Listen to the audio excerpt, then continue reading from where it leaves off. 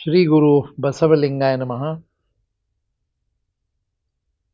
ಬಸವ ಸಮಿತಿಯ ಬೆಂಗಳೂರು ವಿಭಾಗದಿಂದ ಆನ್ಲೈನ್ ಅರಿವಿನ ಮನೆಯ ಕಾರ್ಯಕ್ರಮವನ್ನು ಮುಂದುವರಿಸ್ತಾ ಇದ್ದೇವೆ. ಈ ಕಾರ್ಯಕ್ರಮದಲ್ಲಿ ಭಾಗಿಯಾಗ್ತಕ್ಕಂಥ ಎಲ್ಲ ವೀಕ್ಷಕರಿಗೂ ಹೃದಯಪೂರ್ವಕವಾಗಿ ಬಸವ ಸಮಿತಿಯಿಂದ ಶರಣಾರ್ಥಿ. ಎಂದಿನಂತೆ ನಮ್ಮ ಬಸವ ಸಮಿತಿಯ ಈ ವೇದಿಕೆಯಲ್ಲಿ ಅನೇಕ ವಿದ್ವಾಂಸರು ಕೂಡ ಭಾಗಿಯಾಗಿ ಹೋಗಿರುವುದನ್ನು ತಾವು ಗಮನಿಸಿದ್ದೀರಿ.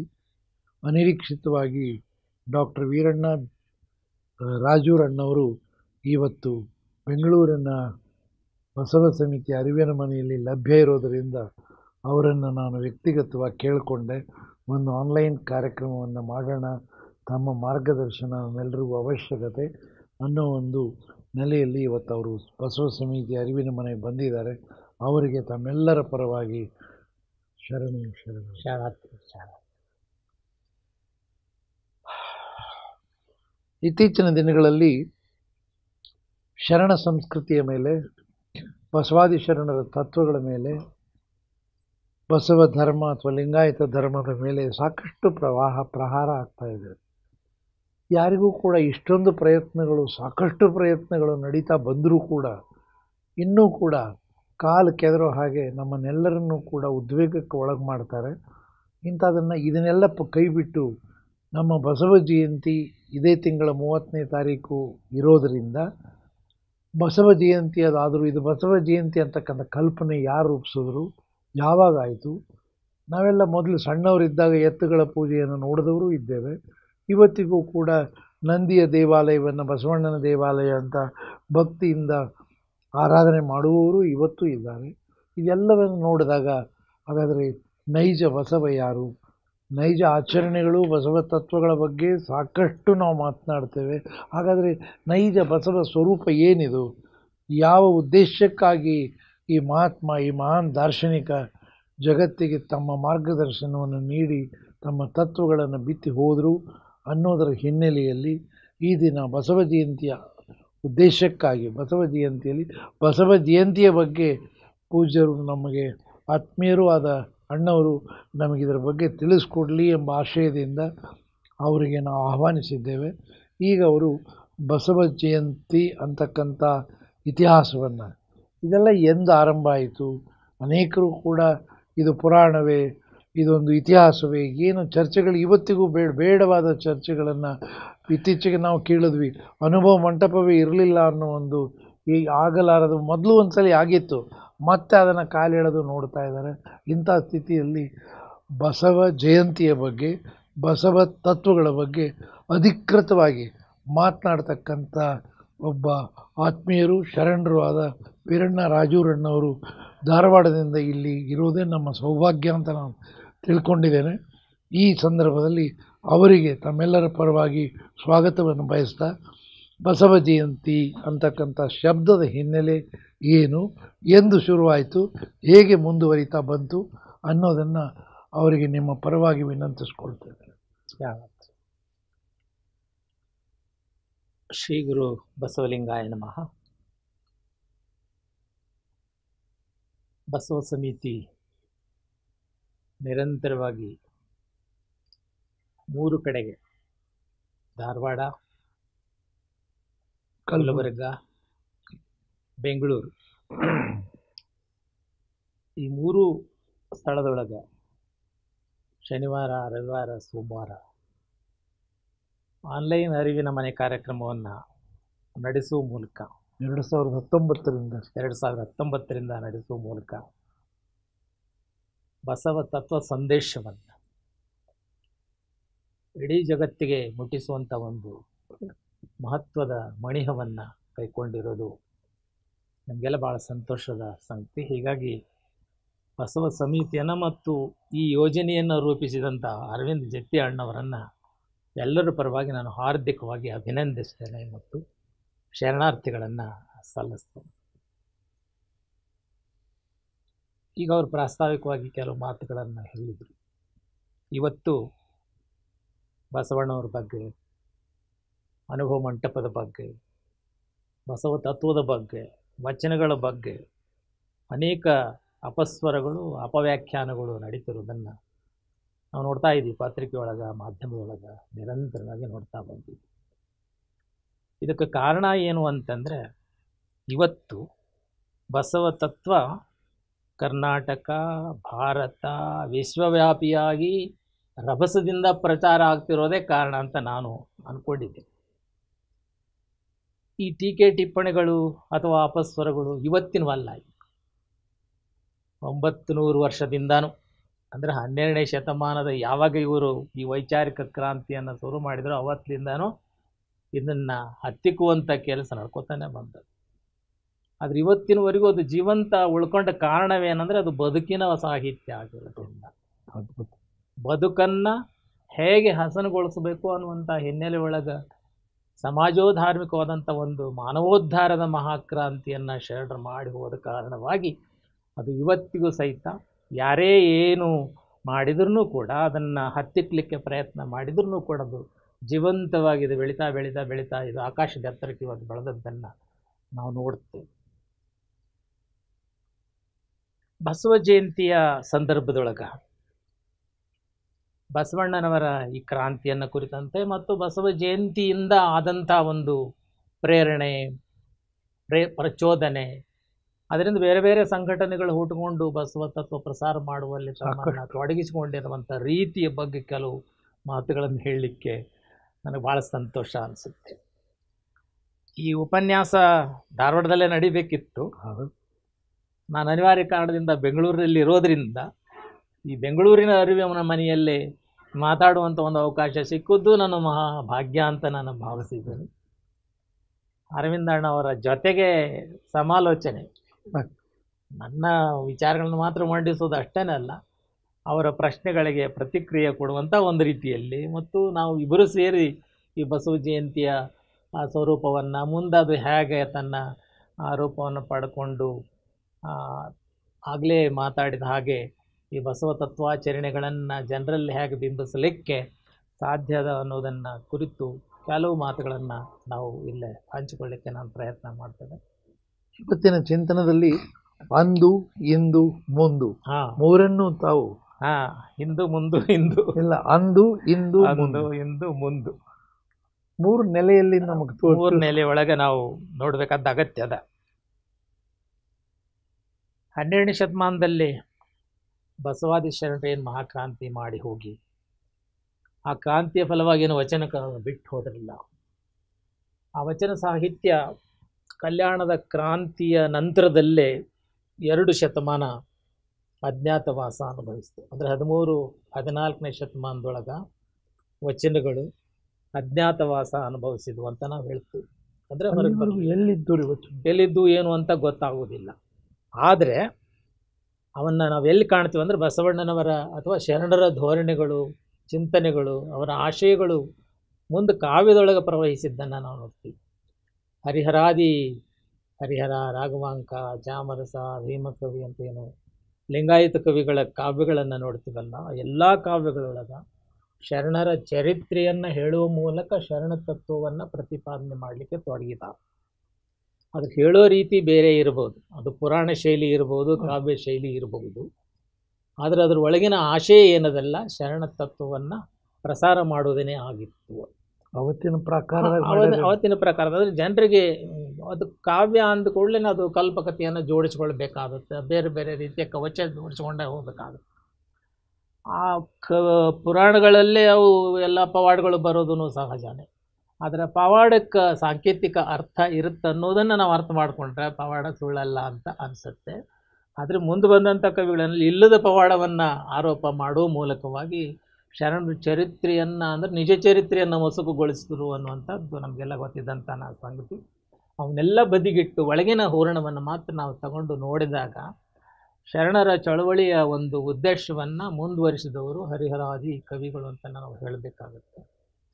ಹರಿಹರನ ಕಾವ್ಯಗಳನ್ನು ಬಸವರಾಜ ದೇವರಗಳಿರ್ಬೋದು, ಅಕ್ಕಮಹಾದೇವಿ ರಗಳಿರ್ಬೋದು, ಪ್ರಭುದೇವರ ರಗಳೇ ಇರ್ಬೋದು, ಇತರ ಶರಣರ ರಗಳಿಗಳನ್ನು ತೆಗೆದು ನೋಡಿದಾಗ ನಮ್ಗೆ ಏನು ಅನಿಸುತ್ತೆ ಅಂದರೆ ಅವರ ಜೀವನ ಚರಿತ್ರೆ, ಅದರ ಜೊತೆಗೆ ಅವರ ವಚನಗಳ ಏನು ಭಾಷೆಯದಲ್ಲ ಅದನ್ನು ಸಹಿತ ಅದರೊಳಗೆ ಸೇರಿಸ್ಕೊಂಡು ಎಷ್ಟೋ ನುಡಿಮುತ್ತುಗಳು ಅದರೊಳಗೆ ಸೇರ್ಕೊಂಡು ಬಿಟ್ಟಿದ್ದಾವೆ. ಅಂದರೆ ಇವತ್ತು ಏನು ಹೇಳ್ತಾರಲ್ಲ 12ನೇ ಶತಮಾನದೊಳಗೆ ವಚನ ರಚನೆ ಆಗಿಲ್ಲ, 15ನೇ ಶತಮಾನದಾಗ ಯಾರೋ ಬರೆದ್ರು ಅಂತೇಳಿ ಏನೋ ಅಲ್ಲಿ ಆರೋಪ ಮಾಡ್ತಾರಲ್ಲ, ಅವರಿಗೆ ಉತ್ತರ ಎಲ್ಲಿದೆ ಅಂದರೆ ಹರಿಹರನ ಕಾವ್ಯದೊಳಗದ, ರಾಘವಾಂಕನ ಕಾವ್ಯದೊಳಗದ, ಚಾಮರಸನ ಕಾವ್ಯದೊಳಗದ. ಇದ್ರು ಅನ್ನೋದಕ್ಕೆ 13ನೇ ಶತಮಾನದಲ್ಲೇ ಹರಿಹರ ಬಂದು ಹೋದಂತಾವ ಅಲ್ಲಿದ್ದದ್ದನ್ನು ನಾವು ನೋಡ್ತೀವಿ. ಇಲ್ಲಿ ಪಾಲ್ಕುರ್ಕಿ ಸೋಮನಾಥ್ ಅಂದೇನ್ರಿ? ಪಾಲ್ಕುರ್ಕಿ ಸೋಮನಾಥ ಬಸವಣ್ಣನ ಚರಿತ್ರೆ ಅಂತ ತೆಲುಗಿನಲ್ಲಿ ಬರೆದ. ಮೊದಲು ಅವರೇ ಬರೆದವು, ಪುರಾಣ ರೂಪದಲ್ಲಿ ಬರೆದ. ಮೊದಲು ಹರಿಹರ ಬರೆದದ್ದು. ಆಮೇಲೆ ನಾವು ಪುರಾಣ ಶೈಲಿ ಒಂದದ, ಇನ್ನೊಂದು ಕಾವ್ಯ ಶೈಲಿ ಅದ. ಅಂದರೆ ಶುದ್ಧ ಕಾವ್ಯಗಳು, ಪುರಾಣ ಕಾವ್ಯಗಳು ಅಂತ ಎರಡು ರೀತಿ ಮಾಡ್ತಾರೆ. ಹರಿಹರನ ಹೆಚ್ಚಾಗಿ ಶುದ್ಧ ಕಾವ್ಯ ಅದು. ಪಾಲ್ಕುರ್ಕಿ ಸೋಮನಾಥ ನಂತರದಲ್ಲಿ ಅದನ್ನು ಅನುವಾದ ಮಾಡಿದಂಥ ಭೀಮಕವಿ ಇವೆಲ್ಲ ಕಾವ್ಯಗಳು ಪುರಾಣ ರೀತಿಯಲ್ಲಿ ಬಂದಂಥವು.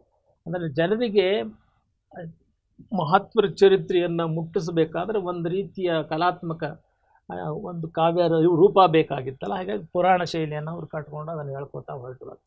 ಆ ಪುರಾಣನ ನಮಗೆ ಏನಾಯಿತು ಅಂತಂದರೆ ಆ ಚರಿತ್ರೆಯನ್ನು ಮುಚ್ಚಿ ಹಾಕುವಂಥ ಕೆಲಸ ಮಾಡ್ತಲ್ಲ. ಹಾಗಾಗಿ ಅದನ್ನು ನಾವು ತಿರಸ್ಕಾರ ಮಾಡ್ತಿರ್ತೀವಿ. ಪುರಾಣ ಪುಂಡರ ಗೋಷ್ಠಿ ಅಂತ ತಿಳ್ಕೊಂಡು ಹೇಳುವಂಥ ಮಾತು ಬಂತು. ಇತಿಹಾಸವಾಗಿ ಪುರಾಣ ಆಯ್ತು. ಮತ್ತು ಇತಿಹಾಸ ಪುರುಷರನ್ನು ಹೋಗಿ ಪೌರಾಣಿಕ ವ್ಯಕ್ತಿಗಳನ್ನಾಗಿ ಬಸವಣ್ಣನ ದೇವರು ಮಾಡಿಕೊಂಡಿರ್ತಾರೆ. ಬಸವಣ್ಣ ನಮ್ಗೆ ದೇವರಾಗೋದು ಬೇಕಾಗಿಲ್ಲ, ನಮಗೆ ಮಾರ್ಗದರ್ಶಕ ಗುರು ಆಗಬೇಕಾದದ್ದು. ಹಾಗಾಗಿ ವಿಶ್ವಗುರು ಅನ್ನೋಂಥ ಮಾತೇನದಲ್ಲ, ಅದನ್ನು ಉಳಿಸಿಕೊಂಡು ಹೋಗಬೇಕಾಗ ಹೊರತಾಗಿ ಬಸವರಾಜ ದೇವರು ಅನ್ನೋದು ಬೇಕಾಗಿಲ್ಲ.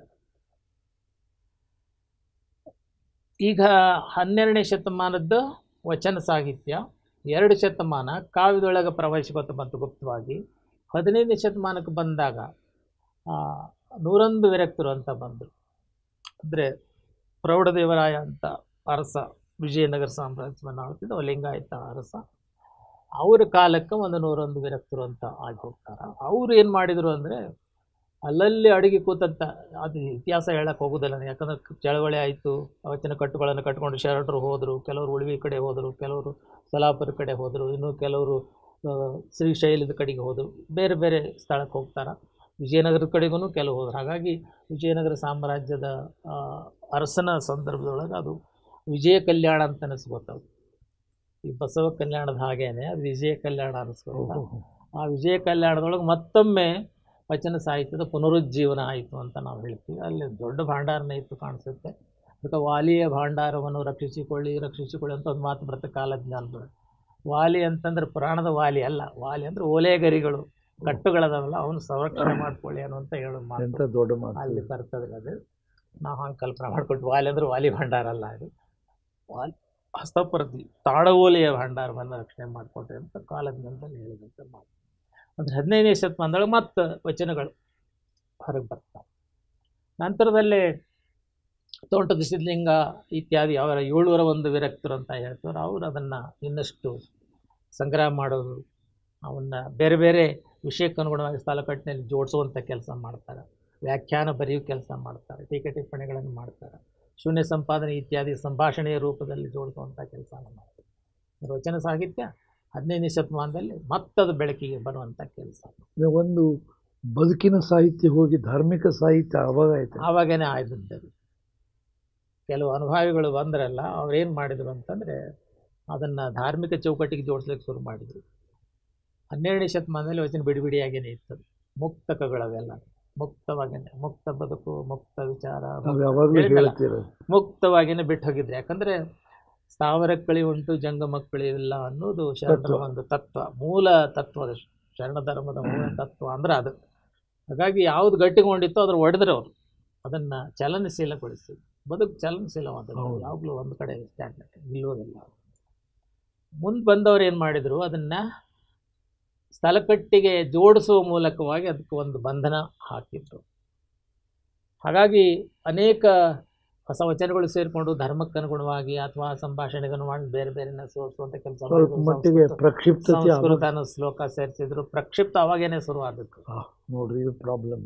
15ನೇ ಶತಮಾನದ ಏನು ಸಂಕಲನಕಾರ ಬಂದ್ರಲ್ಲ, ಆವಾಗನೇ ಈ ಪ್ರಕ್ಷಿಪ್ತಗಳು, ಸಂಸ್ಕೃತ ಶ್ಲೋಕಗಳು ಸೇರಿಕೊಳ್ಳೋಕೆ ಶುರು ಮಾಡಿದ್ರು. ಮೊಟ್ಟ ಮೊದಲಿಗೆ ಗುಬ್ಬಿ ಮಲ್ಲಣ್ಣ ಅಂತ ಹೇಳ್ತೀವಿ, ಗಣಭಾಷಿತ ರತ್ನಮಾಲೆ, ಅಲ್ಲಿಂದನೇ ಶುರು ಆಯಿತು. ಆಮೇಲೆ ಕಲ್ಲುಮಠದ ಪ್ರಭುದೇವನ ಲಿಂಗಲೀಲಾ ಅವೆಲ್ಲ ಸ್ಟ್ಯಾರ್ಕರ್ನ ಶುರು ಆಯಿತು. 120ಕ್ಕಿಂತ ಹೆಚ್ಚು ಸಂಕಲನ ಕೃತಿಗಳು ಬರ್ತಾವಲ್ಲ, ಅಲ್ಲಿ ಅವೆಲ್ಲ ಸೇರ್ಕೋತಾ ಹೋಗ್ತವೆ. ಆಮೇಲೆ ಮತ್ತೆ ತೋಟದ ಸಿದ್ಧಲಿಂಗೇಶ್ವರ ಪರಂಪರೆ ಮುಗಿದ ನಂತರ ಮತ್ತೆ ಅಜ್ಞಾತವಾಸಕ್ಕೆ ಹೋಗ್ತೀವಿ ವಚನ ಸಾಹಿತ್ಯ. ಇದು ಎರಡನೇ ಬಾರಿ ಅಜ್ಞಾತ. ಹೌದು. ಏನು ಈಗ ಬ್ರಿಟಿಷರ ಆಳ್ಕೆಗೆ ಬಂದಾಗ ಎಲ್ಲಿತ್ತದು? ಹ್ಞೂ ಬ್ರಿಟಿಷರ ಕಾಲಕ್ಕೆ ಎಲ್ಲಿತ್ತು? ಹಳಕಟ್ಟಿಯವರು ಬಂದು ಅವನು ಪ್ರಕಟ ಮಾಡುವುದಕ್ಕಿಂತ ಪೂರ್ವದಲ್ಲೇ ಒಂದೆರಡು ಸ್ವಲ್ಪ ಎಲ್ಲಿತ್ತದು?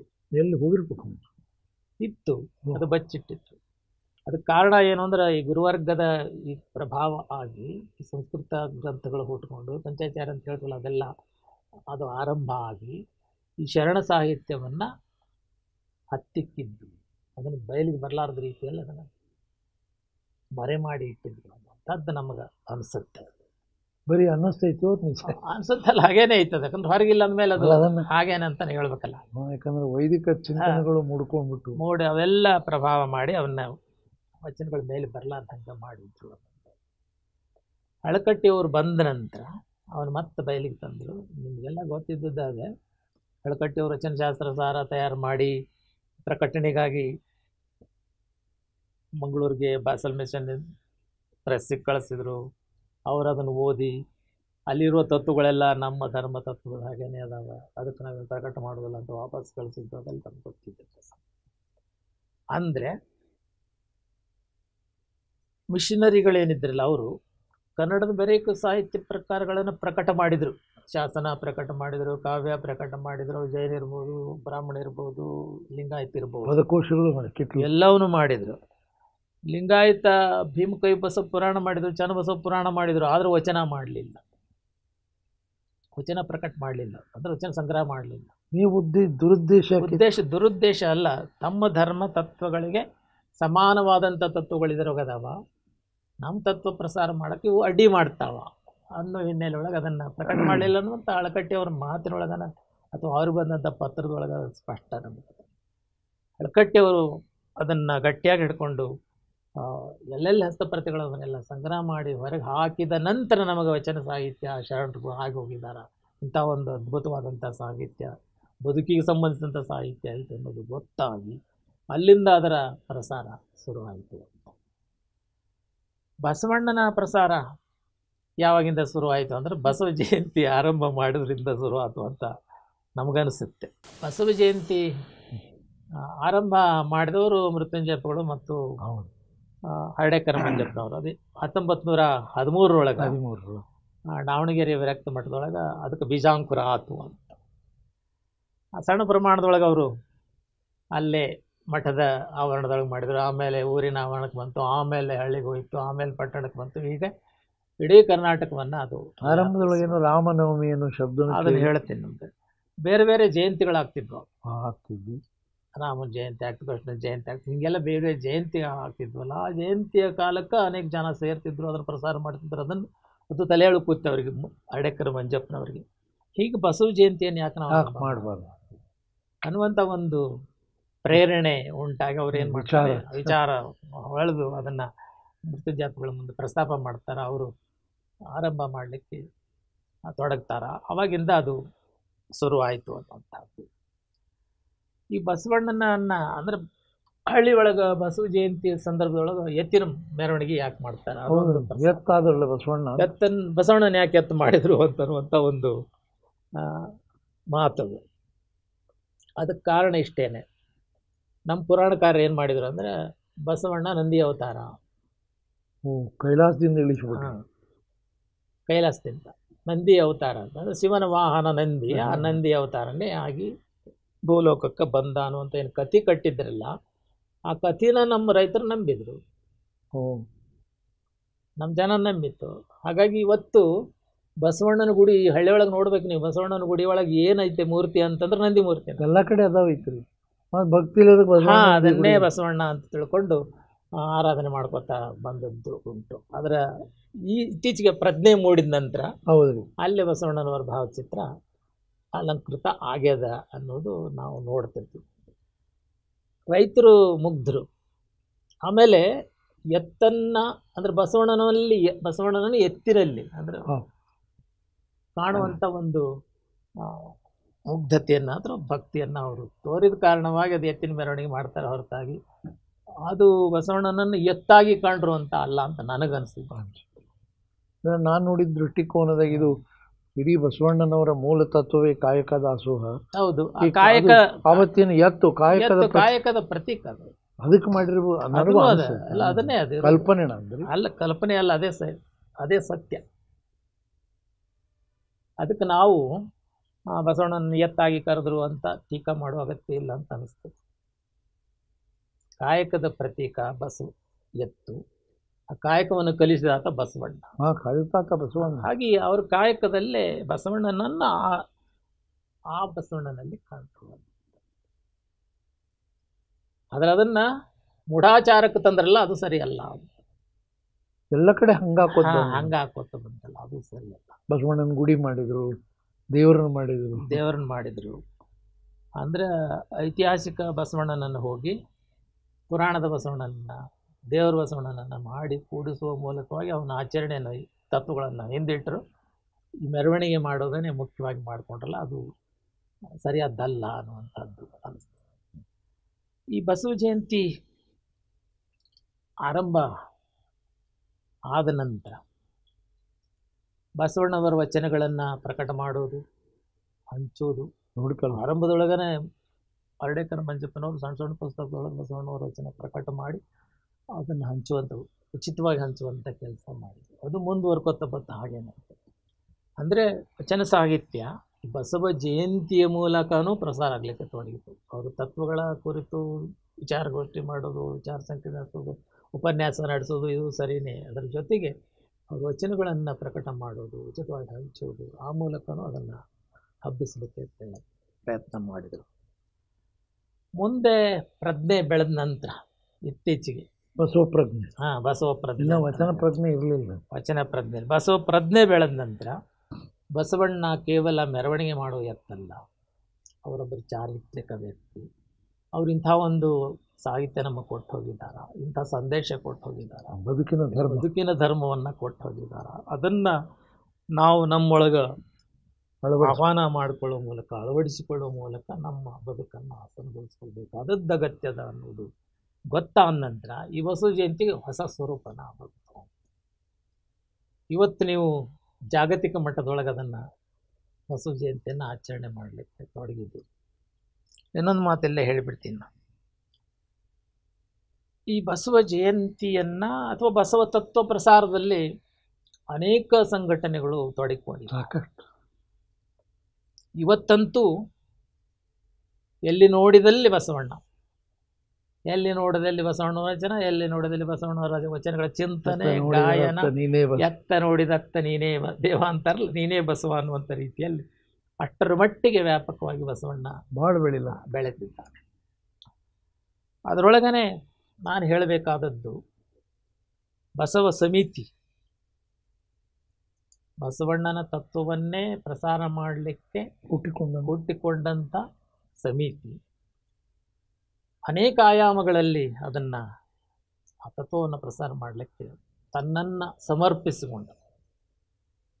ಅದು ಪುಸ್ತಕ ಪ್ರಕಟಣೆ ಇರ್ಬೋದು, ವಿಚಾರ ಸಂಕಿರಣಗಳಿರ್ಬೋದು, ವ್ಯಕ್ತಿತ್ವ ವಿಕಾಸದಂಥ ಬೇರೆ ಬೇರೆ ರೀತಿಯ ಕಾರ್ಯಕ್ರಮಗಳಿರ್ಬೋದು, ಬಸವ ಸ್ಮಾರಕಗಳನ್ನು ಅಂದರೆ ಶರಣ ಸ್ಮಾರಕಗಳನ್ನು ರಕ್ಷಣೆ ಮಾಡೋದು, ಅದ್ರ ಕುರಿತು ಪುಸ್ತಕಗಳನ್ನು ಪ್ರಕಟ ಮಾಡೋದಿರ್ಬೋದು.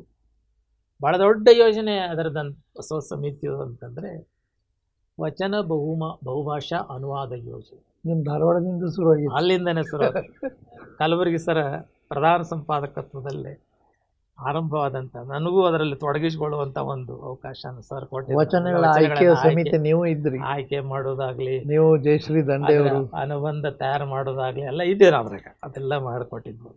ಅದು ಒಂದು ಭಾಗ್ಯನ ಅಂತ ನಾನು ಭಾವಿಸಿದ್ದೀನಿ. ಇವತ್ತು 40 ಭಾಷೆಗೆ ಈ ಅನುವಾದಗೊಂಡಿದ್ದಾವ ಅಂತಂದ್ರೆ ಇದು ಜಾಗತಿಕ ಐತಿಹಾಸಿಕ ಒಂದು ಘಟನೆ ಅಂತ ನಾನು ಅನ್ಕೊಂಡಿದ್ದೆ.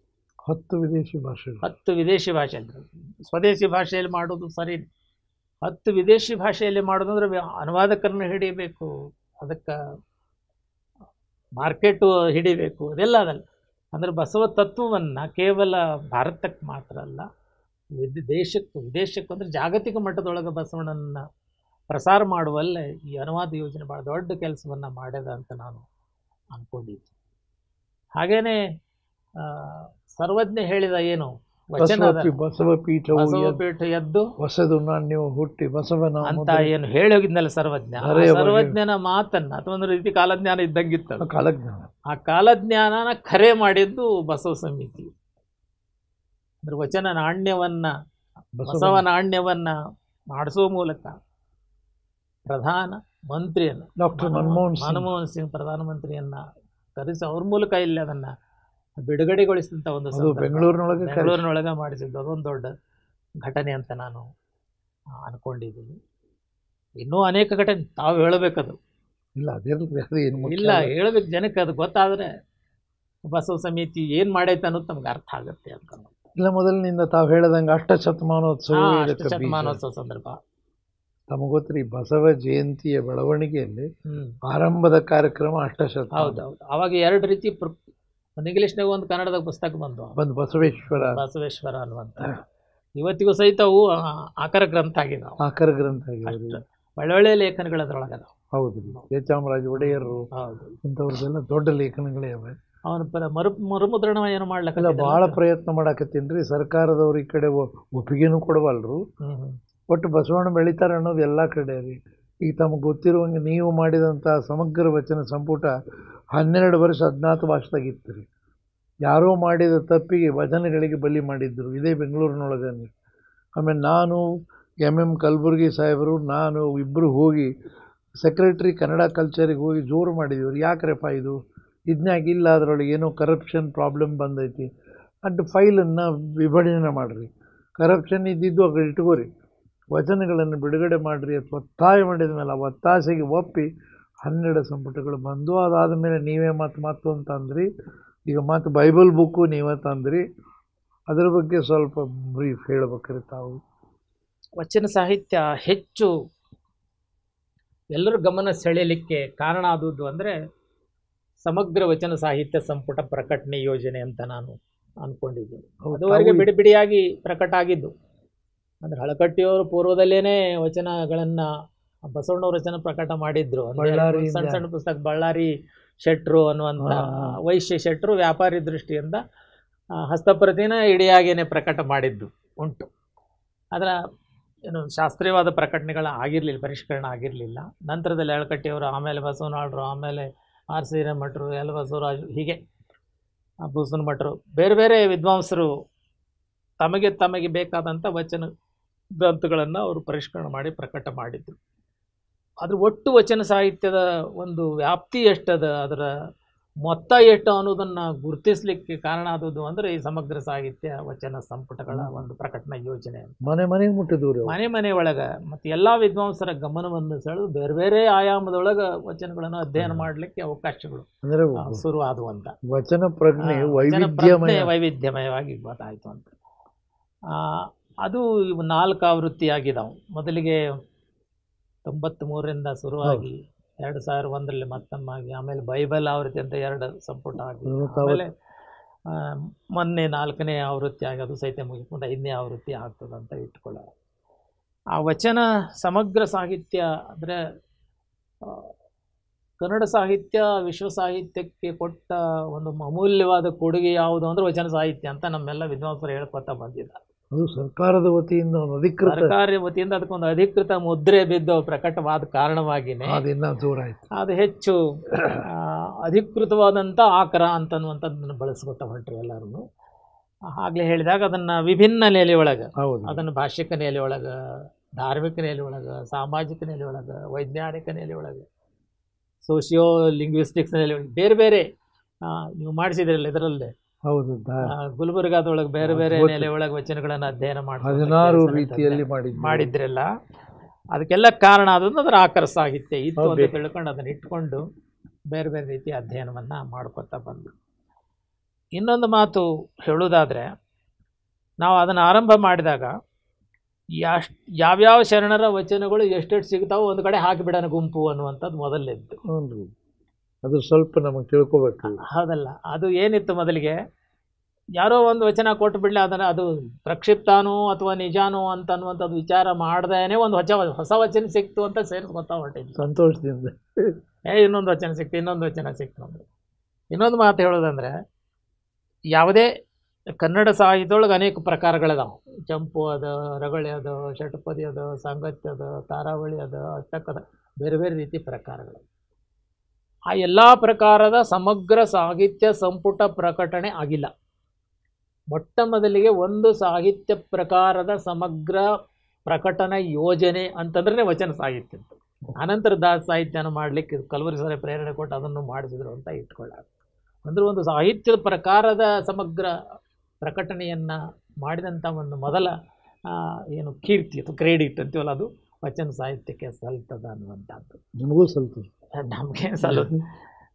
ನಾ ಹೇಳ್ತಾ ಇದ್ದೆ, ಮೊದಲು ನಾವು ಯಾರ್ಯಾರ ವಚನಗಳು ಎಷ್ಟೆಷ್ಟು ಸಿಗ್ತಾವೆ, ಬಸವಣ್ಣವ್ರ ವಚನ ಎಷ್ಟು ಸಿಗ್ತಾವೆ ಒಂದು ಕಡೆ ಗುಂಪು ಹಾಕಿದ್ವಿ, ಪ್ರಭುದೇವರ ವಚನ ಎಷ್ಟು ಸಿಗ್ತಾವೆ ಅಷ್ಟು ಕಡೆ ಗುಂಪು ಹಾಕಿದ್ವಿ. ಅಂದರೆ ವಚನಗಳು ಕೇವಲ ಆಯಾ ಶರಣರ ಹೆಸರಿನ ಅಡಿ ಒಳಗೆ ಒಂದು ಕಡೆ ಸಿಗೋದಿಲ್ಲ ನಮ್ಗೆ. ಈಗ ಬಸವಣ್ಣವ್ರ ವಚನ ಅಂತ ಟೈಟಲ್ ಹಾಕಿ ಅದರ ಕೆಳಗನ ಜೋಡಿಸಿದಂಥ ಎಲ್ಲ ವಚನ ನಮ್ಮ ಕಡೆ ಸಿಗೋದಿಲ್ಲ. ಕೆಲವು ಸಿಗ್ತಾವಂತ, ಬಸವಣ್ಣವ್ರ ವಚನ ಸಿಗ್ತದೆ, ಪ್ರಭುದೇವರ ವಚನ ಸಿಗ್ತದೆ, ಚನ್ನಬಸವಣ್ಣವ್ರ ವಚನ ಸಿಗ್ತದೆ, ಹೀಗೆ ಅಕ್ಕಮಾದಿ ವಚನ ಅಂತ ಸಿಗ್ಬೋದು. ಅದ್ರ ಇತರ ಶರಣರ ವಚನಗಳು ಹಾಗೆ ಸಿಗುವುದಿಲ್ಲ ನಮಗೆ. ಅವು ಎಲ್ಲಿ ಸಿಗ್ತಾವಂತಂದರೆ ಹೇಳಿದ್ನಲ್ಲ, 15ನೇ ಶತಮಾನದೊಳಗೆ ಏನು ಸಂಕಲನ ಕೃತಿಗಳು ಶುರುವಾದವಲ್ಲ, ಶೂನ್ಯ ಸಂಪಾದನೆ ಮೊಟ್ಟ ಮೊದಲಿಗೆ ಸಿಕ್ಕದ್ದು ಶೂನ್ಯ ಸಂಪಾದನೆಗಿಂತ ಮೊದಲಿಗೆ ಎಲ್ಲ ಪುರಾತನರ ವಚನ ಅಥವಾ ಸಕಲ ಪುರಾತನರ ವಚನ ಅಂತ ಸಿಗ್ತವೆ. ಸಕಲ ಪುರಾತನರ ವಚನ, ಸರ್ವ ಪುರಾತನರ ವಚನ, ಎಲ್ಲ ಪುರಾತನರ ವಚನ ಅಂತ 3 ರೀತಿ ಹೆಸರಲ್ಲಿ ಕರೀತಾರೆ. ಅದು ಒಂದೇ. ಅಲ್ಲೇ ನಮಗೆ ಒಬ್ಬೊಬ್ಬ ಶರಣರ ಹೆಸರಿನ ಅಡಿ ಒಳಗೆ ಅವ್ನು ಜೋಡಿಸಿದ್ದು ಕಾಣಿಸ್ತದೆ. ಅವನ್ನು ಬಳಸಿಕೊಂಡು ಮುಂದೆ ಅದು ಶೂನ್ಯ ಸಂಪಾದನೆ ಹುಟ್ಟಿತು, ಲಿಂಗಲೀಲ ವಿಲಾಸ ಚಾರಿತ್ರ್ಯ ಹುಟ್ಟಿತು, ಗಣಭಾಷಿತ ರತ್ನಮಾಲೆ ಹುಟ್ಟಿತು, ಶ್ರೀಯೋಗ ಚಿಂತಾಮಣಿ ಹುಟ್ಟಿತು. ಹೀಗೇನೆ ಅನೇಕ 150ಕ್ಕೂ ಹೆಚ್ಚು ಸಂಕಲನಗಳು ಹುಟ್ಟುಕೊಂಡು, ಆ 150 ಸಂಕಲನ ಕೃತಿಗಳನ್ನು ಮೊದಲು ನಾವು ತಗೊಂಡ್ವಿ, ಸಂಗ್ರಹ ಮಾಡ್ಕೊಂಡು ಅದರಲ್ಲಿದ್ದಂಥ ಒಬ್ಬೊಬ್ಬರ ವಚನಗಳನ್ನು ಕಟ್ ಮಾಡಿ ಒಂದು ಕಡೆ ಹಾಕಿದ್ವಿ. ಅದೆಲ್ಲ ತಗೊಂಡು ಮಾಡಿ ಮೊದಲಿಗೆ ನಾವು ಹೇಳಿದೆಲ್ಲ ಪ್ರಕ್ಷಿಪ್ತ ಮತ್ತು ನಿಜ ಅನ್ನುವಂಥ ಒಂದು ಭೇದಾನ ಎಣಿಸಲಾರ್ದೇನೆ ಮಾಡಿದ್ದು ಮೊದಲೇ ಸಂಪುಟ. ಹಾಗಾಗಿ ನಿಜ ವಚನಗಳ ಜೊತೆಗೆ ಪ್ರಕ್ಷಿಪ್ತ ವಚನಗಳನ್ನು ಉಳ್ಕೊಂಡು ಬಂದು, ಆಮೇಲೆ ಅಂಕಿತ ಬದಲಾವಣೆಯಿಂದನೋ ಅಥವಾ ಆರಂಭದ ಸಾಲು ಬದಲಾವಣೆಯಿಂದನೋ ಪುನರುಕ್ತಿಗಳು ಸಹಿತ ಉಳ್ಕೊಂಡಿದ್ದು. ಆರಂಭದ ಸಾಲು ಬೇರೆ ಬೇರೆ ಇದ್ದಾಗ ಇದು ಒಂದು ಹೊಸ ವಚನನೇ ಇರ್ಬೋದು ಅಂತ ತಿಳ್ಕೊಂಡು ಅದನ್ನು ಜೋಡಿಸ್ಕೊತಾ ಹೋಗ್ತದೆ ಕೆಲಸ. ಅಂಥವನ್ನು ತೆಗೆದು 2ನೇ ಸಂಪುಟದೊಳಗೆ ಕೆಲವು ಪ್ರಕ್ಷಿಪ್ತಗಳನ್ನು ಕಡಿಮೆ ಮಾಡಿ ಮತ್ತೆ ಹೆಚ್ಚು ಸಿದ್ದು ಸೇರಿಸಿ ಅದನ್ನು ಮಾಡಿ. ಅಂದರೆ ಇತ್ತೀಚಿನ ಮೂರನೇ ಸಂಪುಟದೊಳಗೆ ಬಂದಾಗ ಮೂರನೇ ಸಂಪುಟಕ್ಕೆ ಬಂದಾಗ ಇನ್ನಷ್ಟು ಮತ್ತೆ ಯಾವ ಪ್ರಕ್ಷಿಪ್ತ ಅನ್ನಿಸ್ತಾವ ಅಂತ ತೆಗೆದಿಡಕ್ಕೆ ಮಾಡಿ ಹೆಚ್ಚಿನ ಸೇರಿಸ್ಕೊತ ಬೈಬಲ್ ಇದರೊಳಗೂ ಮಾಡಿದ್ವಿ. ಈ 4ನೇ ಆವೃತ್ತಿಗೆ ಬಂದಾಗ ಒಟ್ಟಾಗಿ ಎಲ್ಲ ಪ್ರಕ್ಷಿಪ್ತಗಳನ್ನು ತೆಗೆದು ನಿಜ ವಚನ ಮಾತ್ರ ಪ್ರಕಟ ಮಾಡಬೇಕು ಅಂತ ಒಂದು ಯೋಜನೆ ಹಾಕ್ಕೊಂಡ್ವಿ. ಆದರೆ ಅದಕ್ಕೆ ಸರ್ಕಾರ ಅನ್ನೋದಕ್ಕಿಂತ ಪ್ರಾಧಿಕಾರ ಅದಕ್ಕೆ ಅವಕಾಶ ಕೊಡಲಿಲ್ಲ. ನಾವೆಲ್ಲ ತೆಗೆದು ಮಾಡಿದ್ವಿ ಅವನ್ನೆಲ್ಲ ಸಂಸ್ಕೃತ ಶ್ಲೋಕಾನು ಆಡಳಿತಾತ್ಮಕ ರೀತಿಯಿಂದ ನಾವು ಕೊಡಂಗಿಲ್ಲ, ಒತ್ತ ಕೊಡಲಿ. ಆಡಳಿತಾತ್ಮಕ ರೀತಿಯಿಂದ ಒಪ್ಪಿಗೆ ಸರ್ಕಾರಕ್ಕೆ ಅದು ತಿಳಿಲಿಲ್ಲರಿ. ನೀವೇನು ಸಾಮಾನ್ಯ, ನೀವು ಯಾರೂ ಸಾಮಾನ್ಯರಲ್ಲ, ನೀವೇ ಸಂಪಾದಕ. ಅದಕ್ಕೆ ಕಾರಣ ಅಂದರೆ ಈ ವೀರಶೈವ ಲಿಂಗಾಯತ. ಅಯ್ಯೋ ಶಿವನೇ, ಅದ್ರ ಒತ್ತಡ. ಅಲ್ಲೇ ಇದು ಸದಸ್ಯರು ಅದರ ಅಧ್ಯಕ್ಷರನ್ನು ನೇಮಿಸಿದವರು ಅಂತ ಹಿಂಗಿರ್ತದಲ್ಲ, ಅವರು ಅದಕ್ಕೆ ಅವಕಾಶ ಕೊಡಲಿಲ್ಲ. ಪುನರ್ಮುದ್ರಣ ಅಂತ ಮಾತ್ರ ನಾವು ಇದನ್ನು ತೊಗೊಂಡಿದ್ದೀವಿ, ಅಧಿಕಾರ ಒಪ್ಪಿಗೆ ತೊಗೊಂಡಿದ್ದೀವಿ. ಅದಕ್ಕೆ ಅದರಲ್ಲಿ ಏನು ತೆಗೆಯೋದು ಬೇಡ ಅಂತಂದ್ರೆ ಹಾಗಾಗಿ ಇಟ್ಟು ಕಳಿಸಿದ್ದಾರೆ. ಆದರೆ ಆ ಯೋಜನೆಯನ್ನು ನಾವು ಮುಂದುವರಿಸಬೇಕು ಅಂತ ತಿಳ್ಕೊಂಡು ಬಸವ ಸಮಿತಿಗೆ ಆ ಯೋಜನೆನೇ ಕೊಟ್ಟಿವಿ ಅಂತ. ಖಂಡಿತವಾಗಿ ದೊಡ್ಡ ಕ್ರಿಯಾ ಯೋಜನೆ, ನಿಜ ವಚನಗಳ ಒಂದು ಯೋಜನೆ. ಅದು ಬಸವ ಯುಗದ ವಚನಗಳನ್ನು ಮಾತ್ರ 10 ಸಂಪುಟದೊಳಗೆ ಪ್ರಕಟ ಮಾಡಬೇಕು ಅನ್ನುವಂಥ ಯೋಜನೆ 4 ವರ್ಷ ಆತ. 5ನೇ ವರ್ಷ ನಡೆದದ್ರಿ. 4 ವರ್ಷದಿಂದ ಆ ಕಾರ್ಯ ನಾವು ನಡೆಸಿದ್ದೀವಿ. ತಮಗೆಲ್ಲ ಗೊತ್ತಿದ್ದು, ನಿಮ್ಮದೇ ಅದು ಯೋಜನೆ ಅಲ್ಲ, ನಿಮ್ಮ ನೇತೃತ್ವದಾಗ ನಡೆದೈತಿ. ಅಲ್ಲೇನು ಕೊರತೆ ಅಂದರೆ ಅಲ್ಲೇನು ಸಾಧ್ಯ ಆಗಲಿಲ್ಲೋ ಅದನ್ನು ಇಲ್ಲೇ ಸಾಧ್ಯ ಮಾಡಿ ತೋರಿಸುವಂಥ ಒಂದು ಇದ್ರೊಳಗೆ ತೊಡಗಿದ್ದೀವಿ ನಾವು. ನೈಜ ವಚನ ಸ್ವರೂಪವನ್ನು ನಾನು ಒಂದು ಮಾತು ಹೇಳಬೇಕು. ಎಷ್ಟರ ಮಟ್ಟಿಗೆ ಆ ವಚನಗಳನ್ನು ಪ್ರಕ್ಷಿಪ್ತಗೊಳಿಸಿದಾರ ಅಂತ ಅದ್ರ ಬಗ್ಗೆ ಹೇಳ್ರಿ. ನಿಜ ವಚನ ಯಾವುದನ್ನೋದು ಹುಡುಕ್ಲಿಕ್ಕೆ ಆಗಲಾರದಷ್ಟು ರೀತಿಯಲ್ಲಿ ಪ್ರಕ್ಷಿಪ್ತಗಳನ್ನು ಜೋಡಿಸಿದ್ದಾರೆ, ಸೇರಿಸಿಬಿಟ್ಟಿದ್ದಾರೆ. ಅಲ್ಲಲ್ಲಿ ಒಂದೊಂದು ಪದ ಸೇರಿದ್ದಾರೆ, ಒಂದೊಂದು ಪದ ಸೇರಿಸಿರ್ತಾರೆ ಅಥವಾ ಶರಣ ಇದ್ದಲ್ಲಿ ಲಿಂಗ ವೀರಶೈವ ಸೇರಿಸೋದು, ಲಿಂಗ ಇದ್ದಲ್ಲಿ ಇನ್ನೊಂದು ಏನೋ ಸೇರಿಸೋದು, ದೇವ ಇರೋದನ್ನ ದೇವ ಶಿವ ಇದ್ದಲ್ಲಿ ಮಾಡೋದು. ಶಿವ ಅಂತ ಸೇರಿಸೋದು, ಇಂಥವೆಲ್ಲ ಭಾಳಷ್ಟು ಸೇರಿಕೊಂಡಿದೆ. ಯಾಕಂದರೆ ಅದು ವಚನ ಮುಕ್ತ ಹೌದಲ್ಲ? ಹೇಳಿದ್ದೀನಿ. ಇನ್ಯಾವುದೋ ಕಾವ್ಯ ಆಗಿದ್ರೆ ಈ ಚಂಪು ಕಾವ್ಯದೊಳಗೆ ಸೇರಿಸ್ಲಿಕ್ಕೆ ಬರಲ್ಲ. ಯಾಕಂದರೆ ಅದು 4 ಸಾಲು, ಇಷ್ಟೇ ಮಾತ್ರೆ ಇರಬೇಕು, ಇಷ್ಟೇ ಗಣ ಇರಬೇಕು, ಹೀಗೆ ಪ್ರಾಸ ಬರಬೇಕು ಅನ್ನುವಂಥ ಒಂದು ಕಟ್ಟುನಿಟ್ಟಿನ ಒಂದು ವ್ಯವಸ್ಥೆ ಐತಿ. ಅಂದರೆ ಶಾಸ್ತ್ರ ಬಂಧ ಐತೆ ಅದಕ್ಕೆ. ಶಾಸ್ತ್ರ ಬಂಧ, ವ್ಯಾಕರಣದ ಬಂಧನನೂ ಐತೆ, ಛಂದಸ್ಸಿನ ಬಂಧನನೂ ಐತಿ. ಆದರೆ ಇದಕ್ಕೆ ಯಾವುದೂ ಇಲ್ಲ, ಇದು ಮುಕ್ತ. ಮುಕ್ತ ಆಗಿರೋದ್ರಿಂದ ಯಾರು ಬೇಕು ಎಲ್ಲಿ ಬೇಕು ಯಾವುದನ್ನು ಸೇರಿಸ್ಲಿಕ್ಕೂ ಅವಕಾಶ. ಹಾಗಾದ ಕಾರಣವಾಗಿಯೇ ಆ ವಚನಗಳು ಉದ್ದರಾದವು, ಗಿಡ್ಡರಾದವು, ನಡುವೆರ ಸೇರಿದು, ಹೊರಗರ ಸೇರಿದು, ಏನೇನೆಲ್ಲ ತಂದು ಸೇರಿಸಲಿಕ್ಕೆ ಅವಕಾಶಗಳು ಆದವು.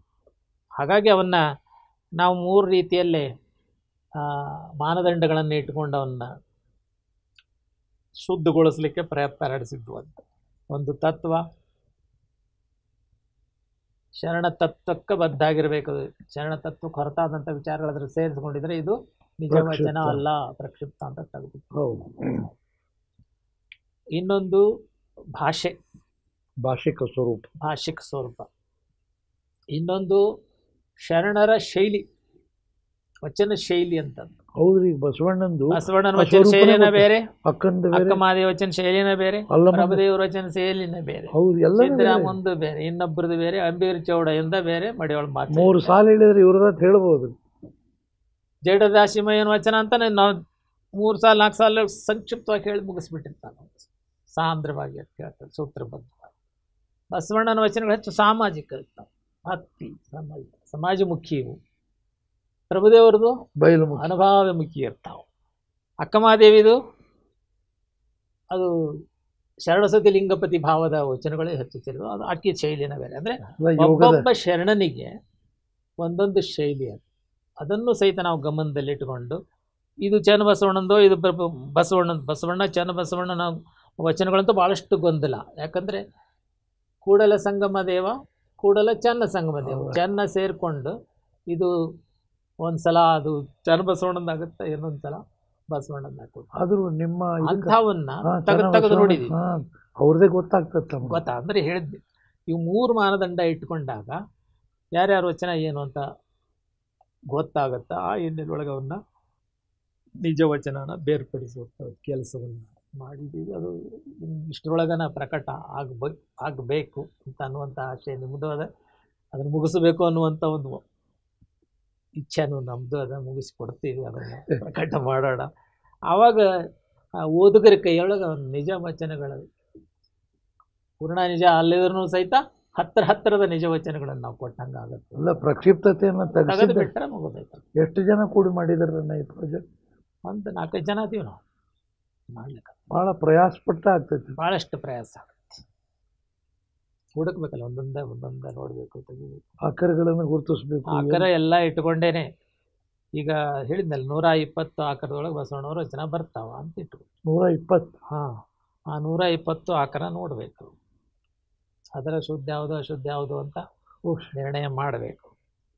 ನಿರ್ಣಯ ಮಾಡಿ ಅದನ್ನು ಶುದ್ಧ ಪಾಠ ಮಾತ್ರ ಇಟ್ಕೊಂಡು ನಾವು ಕೊಡಬೇಕು ಅನ್ನೋಂಥ ನನ್ನ ವಿಚಾರದಾಗ ಇದು ಬಸವ ಸಮಿತಿಯ ವಜ್ರ ಮಹೋತ್ಸವ ಈ ವರ್ಷದ ಕೊನೆಗೆ ಮಾಡಬೇಕು. ಅಷ್ಟರೊಳಗೆ ಅದನ್ನು ಮಾಡಲ್ಲ, ನೈಜ ವಚನಗಳನ್ನು ದೇಶದ ರಾಜಧಾನಿ ದೆಹಲಿಯೊಳಗೆ ಮಾಡಬೇಕು. ಯಾಕಂದ್ರೆ ಇಡೀ ನೀವು ಮಾಡಿದ ಸಂಪಾದನೆಗಳೇ ಇವು. ಇದು ಬರ್ತಾ ಇರೋದು ಉದಾಹರಣೆಗೆ ನಮ್ಮ ಕನ್ನಡ ಈ ವಚನ, ನೀವೇ ಅಲ್ಲ ಆಯ್ದ ವಚನಗಳು, ಈ ವಚನ 35,000 ಕಾಪಿ ಹೋಗ್ಯಾವ್ರಿ. ಮತ್ತೆ ಇದು ಸರ್ಕಾರದಿಂದ ನೀವು ಬಂದ ಸಮಗ್ರ ವಚನ ಇನ್ನು 12-14,000 ಅದ. ಆದರೆ ಇದು 35,000 ಪ್ರತಿಗಳು ಈಗಿಂದ ಹೋಗಿವೆ, ಹೆಚ್ಚು ಪ್ರಸಾರ ಆಗಿದೆ. ಇದು ಒಂದೇ ಅಲ್ರಿ, ಮರಾಠಿ 3-4ನೇ ಬಾರಿ ಮುದ್ರಣ, ತಮಿಳು ಮುದ್ರಣ, ತೆಲುಗು ಮರು ಮುದ್ರಣ. ಮೊನ್ನೆ ನಮ್ಮ DC ಅವರು ತಮಿಳು ತೊಗೊಂಡು ಹೋದರು. ಅದು ಹಿಂಗೆ ರೀ, ಎಲ್ಲ ಕಡೆ ರೀ. ನೋಡಿ ಭಾಳ ಸಂತೋಷ ಆಯ್ತು ಅವ್ರಿಗೆ. ಕಲಬುರಗಿ ಸರ್ ಇದ್ರಾಗ ಇಟ್ಟಿದ್ವಿ, ಅದನ್ನು ಕೊಡಿ ಅಂತಾರೆ. ಈಗ ಸಾಂದರ್ಭಿಕವಾಗಿ ನಾವು ಫ್ರೆಂಚ್ ಭಾಷೆ ಅನುವಾದ ನಾವು ಸಂಪನ್ನಗೊಳಿಸಿದ್ದೇವೆ. ಅದನ್ನು ನೋಡಿ ಇಲ್ಲಿ ಅಲೈನ್ ಫ್ರಾಂಚೈಸ್ ಅಂತ ಹೇಳಿ ಫ್ರಾನ್ಸ್ ಸರ್ಕಾರದ ಒಂದು ಅಂಗಸಂಸ್ಥೆ ಇದರ ಜವಾಬ್ದಾರಿಯನ್ನು ಸಂಪೂರ್ಣವಾಗಿ ಫ್ರಾನ್ಸ್ ಸರ್ಕಾರದಿಂದನೇ ಮಾಡ್ತಾ ಇರೋದು ಕೂಡ ನನಗೆ ನಿಜವಾದ ಬಹಳ ಒಂದು ಸಂತೋಷದ ಸಾಧನೆ ಸಂಗತಿ. ಅಂತ ಅನ್ನಿಸ್ತಾ ದೊಡ್ಡ ಇದೆ. ಸಾಧನೆನೇ ಇದು.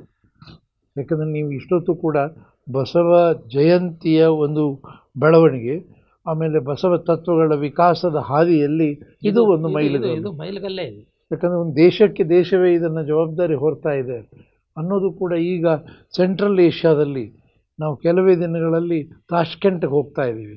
ಉಜ್ಬೇಕಿಸ್ತಾನ್ ವಚನಗಳಾಗಿವೆ.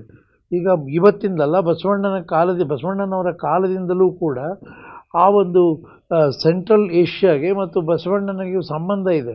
ಅಫ್ಘಾನಿಸ್ತಾನ ಬಂದರು ಅಂತ ಹೇಳ್ತೀವಿ, ಬೇರೆ ಬೇರೆ ಕಡೆಯಿಂದ ಶರಣರು ಬಂದಿದ್ದು.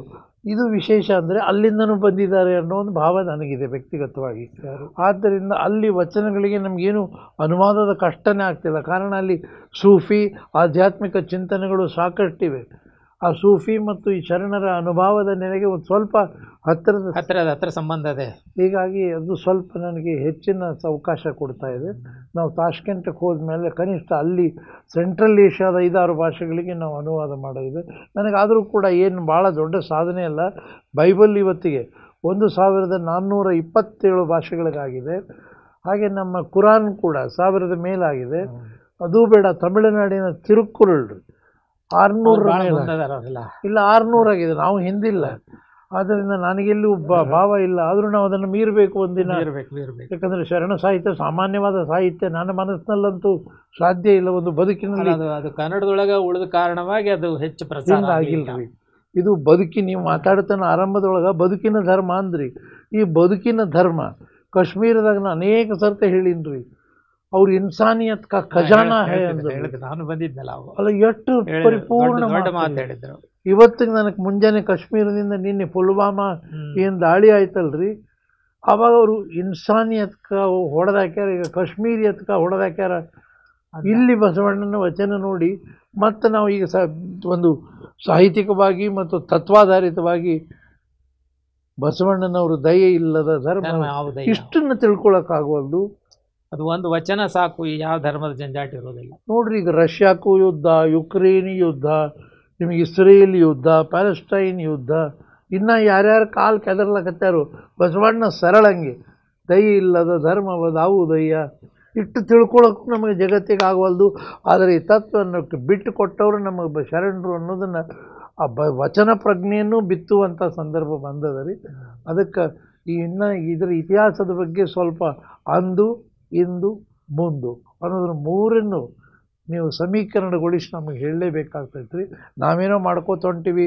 ಸಾಕಷ್ಟು ಜನ ಸಂಗೀತದೊಳಗೆ ಸಾಕಷ್ಟು ಬೆಳವಣಿಗೆ ಕಂಡಲ್ಲ. ಬೇರೆ ಬೇರೆ ಮಾಧ್ಯಮದೊಳಗೆ ಪ್ರಸಾರ ಆಗುತ್ತೆ ಬಿಡಿ. ಈಗ ದೃಶ್ಯ ಮಾಧ್ಯಮದೊಳಗೆ ಬಂದದ, ಸಂಗೀತ ಮಾಧ್ಯಮದೊಳಗದ, ಅಲ್ಲ ಭಾಳ ದೊಡ್ಡ ಸಾಧನೆಗಳಾಗಲಾಗತ್ತೆ ಅವ್ರಿಗೆ. ಆದರೆ ಇನ್ನೂ ಒಂದು ಮುಂದಿನ ಹಂತಕ್ಕೆ ಹೋಗ್ಬೇಕಲ್ರಿ. ಈಗ ದೃಶ್ಯ ಮಾಧ್ಯಮ ಕೇವಲ ಟೆಲಿವಿಷನ್ನಿಗೆ ಸೀಮಿತವಾದದ್ದು.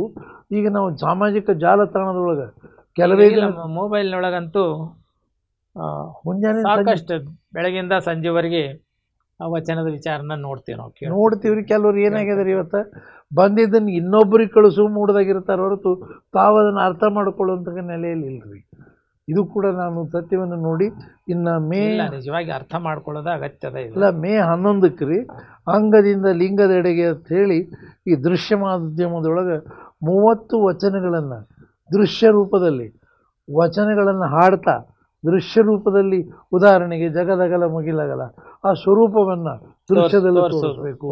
ಅಂದರೆ ಮನಸ್ಸು ಮುಟ್ಟಬೇಕಲ್ರಿ ಎಲ್ರಿಗೂ.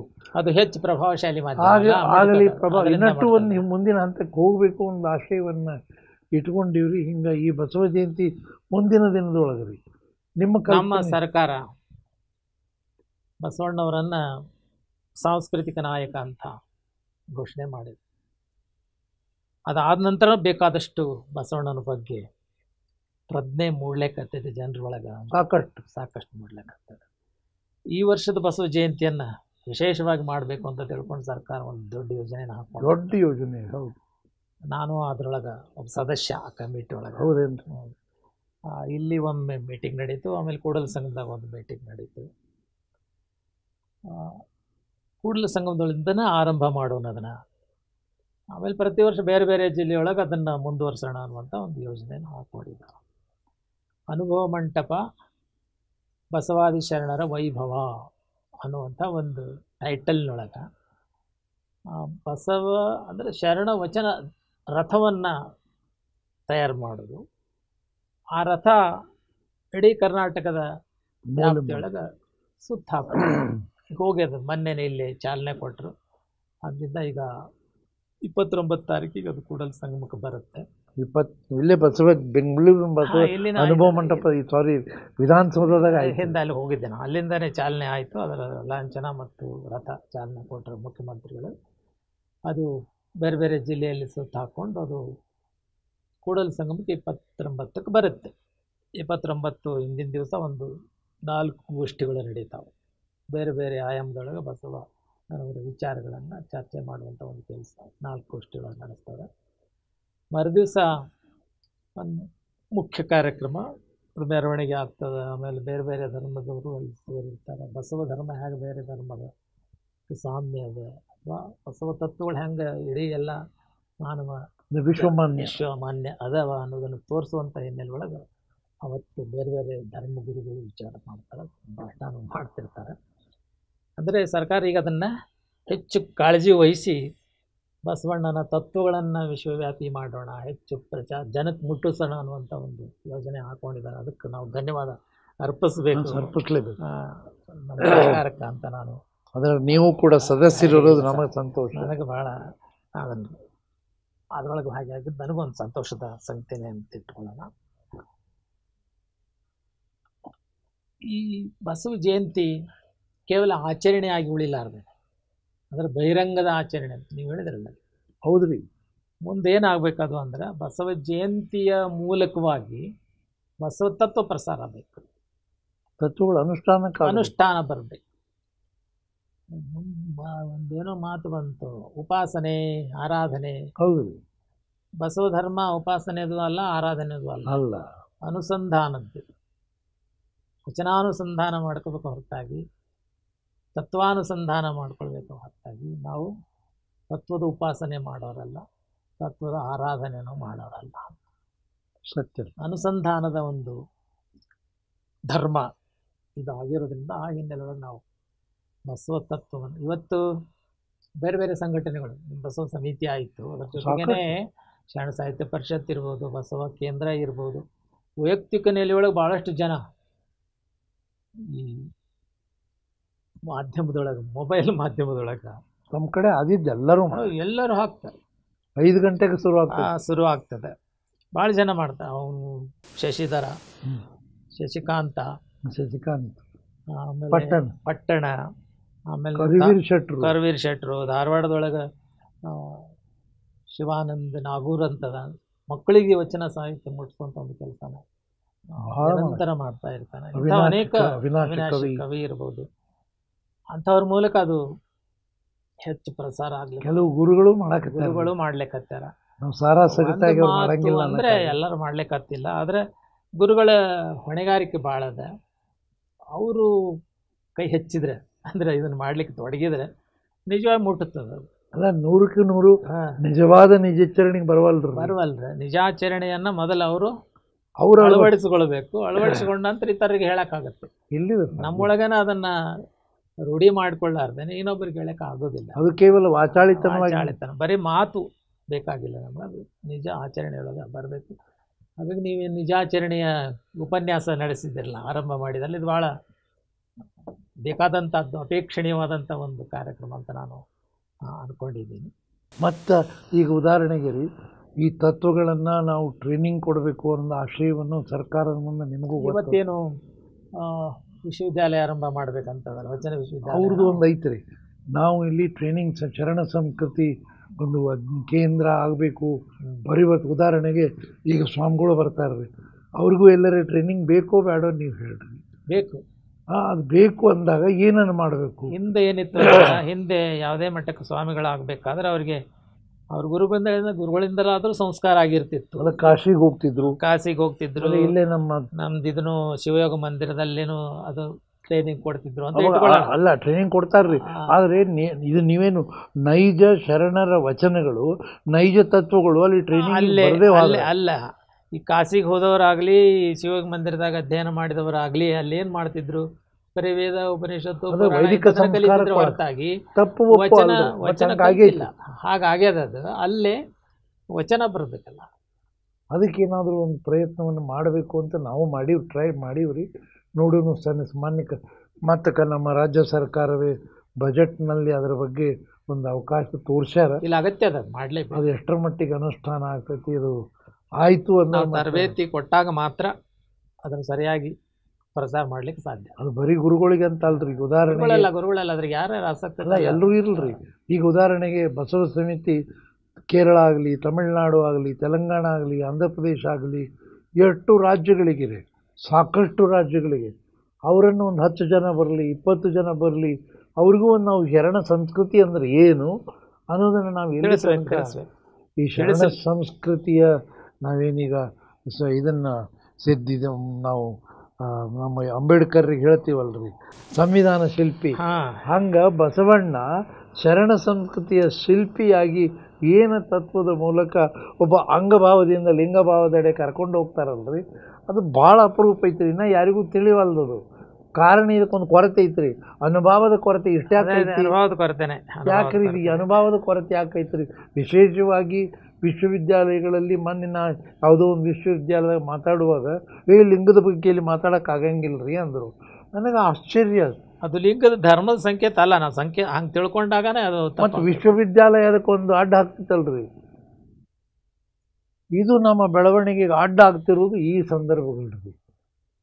ಈಗ ವಿಶ್ವವಿದ್ಯಾಲಯ ಇದನ್ನು ಧಾರ್ಮಿಕ ಸಾಹಿತ್ಯ ಅಂದಾಕ್ಷಣ ಇದೊಂದು ಅನುಭಾವಿಕ ಸಾಹಿತ್ಯ, ಅಥವಾ ಬಸವಣ್ಣ ಕೇವಲ ಧರ್ಮಗುರು ಅಲ್ಲ, ಒಬ್ಬ ದಾರ್ಶನಿಕ ಅನ್ನೋದು ಅರ್ಥ ಆಗೋಲ್ದ್ರಿ. ಇನ್ನು ಹೆಂಗೆ ಇವ್ರಿಗೆ ಹೇಳೋದು ಹೆಂಗೆ ರೀ? ಅದೇ ಧರ್ಮದ ಇದರೊಳಗೆ ಕಟ್ಟಿ ಹಾಕಿಬಿಟ್ಟಿದ್ದೀವಲ್ಲ ಈಗ ಬಸವಣ್ಣನ. ಹೀಗಾಗಿ ತಪ್ಪ ಸಂದೇಶ ಹೋಗ್ಲಿಕ್ಕೆ ಅಲ್ಲ, ಧಾರ್ಮಿಕ ಇರಬಹುದು, ಅದನ್ನು ನಾವು ಅಲ್ಲಗಳೆಂಗಿಲ್ಲ.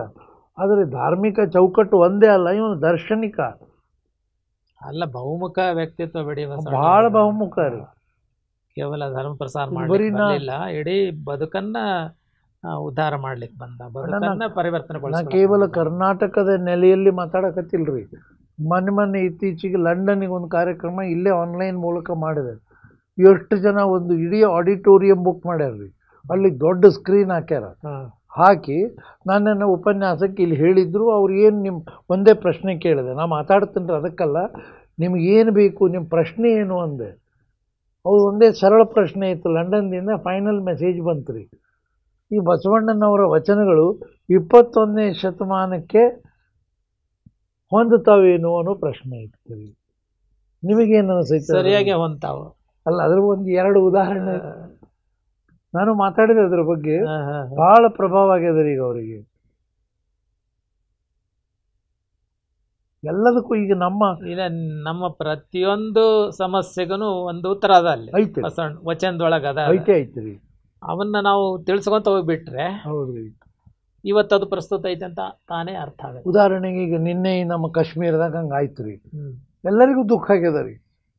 ಮಾನವತೆಯ ಮೇಲೆ ನಿಂದು ಯಾವ ಭಾಷಾ, ನೀ ಯಾವ ಜಾತಿ, ನೀ ಗಂಡು ಹೆಣ್ಣು ಗುಂಡು ಹಾರಿಸಿ ಕೊಲ್ತಾರ ಅಂದ್ರೆ ಒಬ್ಬ ಯುವಕನಿಗೆ ಕೊಲ್ತಾರ. ಅಮಾನವೀಯ, ಒಂದು ಅತಿ ಅಮಾನವೀಯ ಕ್ರೌರ್ಯ ಕೃತ್ಯ ಇದು. ಇತಿಹಾಸದೊಳಗೆ ಆಗಿರ್ಲಿಕ್ಕೆ ಇಲ್ಲ ಅಂಥ ಒಂದು ರೌದ್ರತನವನ್ನು ಅವ್ರು ಮೆರೆದಾರ.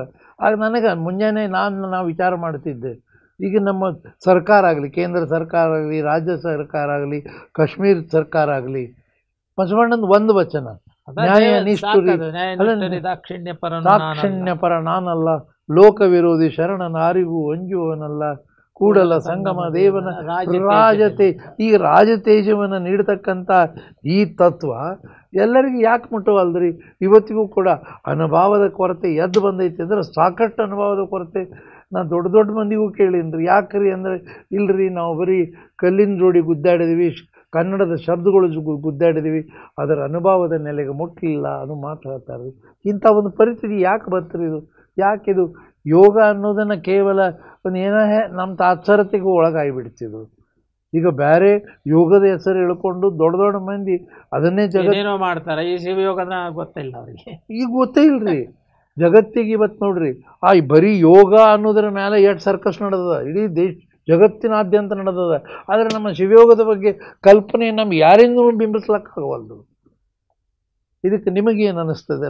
ಇದು ಭಾಳ ಅದನ್ನು ಸರಿಯಾಗಿ ಮುಟ್ಟಿಸುವಂಥ ಜನ ಇಲ್ಲ ಅಂತ.